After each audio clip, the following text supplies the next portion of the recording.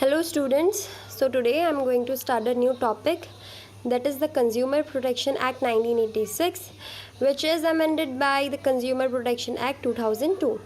तो CPA कहा जाता है इसे.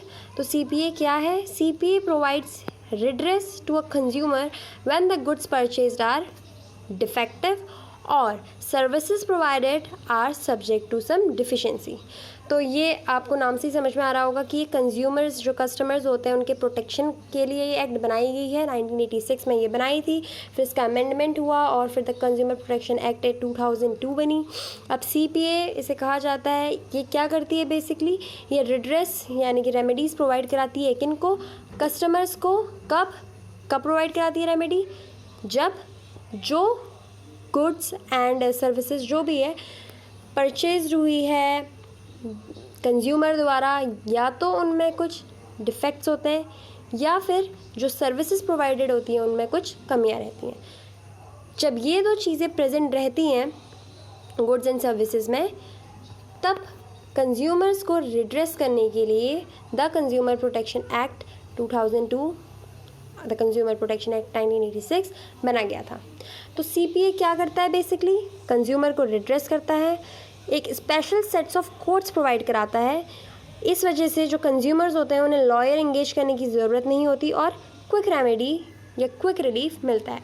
अब क्विक रिलीफ कैसे मिलता है? क्योंकि जो ये स्पेशल सेट्स ऑफ कोर्ट है ये इन्हीं काम के लिए, यानी कि ये बनी ही इसी, इनका जो मेन पर्पस होता है वो कंज्यूमर्स को रिड्रेस करना ही होता है. तो जैसे जो हमारी जो कोर्ट्स होती है, ऐसा नहीं है कि हम वहाँ नहीं जा सकते, बट वहाँ काम ज़्यादा है और डिफरेंट काइंड ऑफ केसेस हैं, डिफरेंट लॉयर्स हैं, तो टाइम ज़्यादा लगता है, इतना ज़्यादा लोड होता है, वर्कलोड.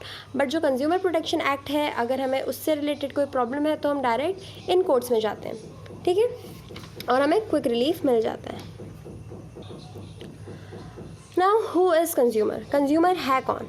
तो section 2D of consumer protection act 1986 बताता है, ये डेफिनेशन दी गई है. Definition has been explained in section 2D of CPA in 1986 that any person either buys any goods for a consideration और हायर्स और avail any service for a consideration he is a consumer. यानी कि जब कोई भी व्यक्ति या तो कोई चीज़ परचेज़ करता है किसी कंसिडरेशन के बदले, यानी कि आप शॉप में गए, आपने कपड़ा ख़रीदा, पैसे दिए, यहाँ पे कंसिडरेशन हुआ ना, लेन देन हुआ, आपने पैसे दिए, वहाँ से कपड़ा मिला.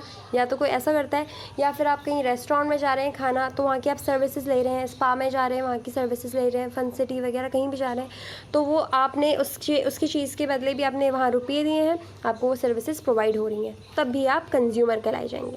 तो कंज्यूमर प्रोटेक्शन रिड्रेसल एजेंसीज़ कौन कौन सी हैं? जिन कोर्ट्स की मैंने बात करी वो क्या क्या हैं, कौन सी एजेंसीज़ हैं जो प्रोवाइड कराती हैं? पहली है कंज्यूमर डिस्प्यूट रिड्रेसल फोरम.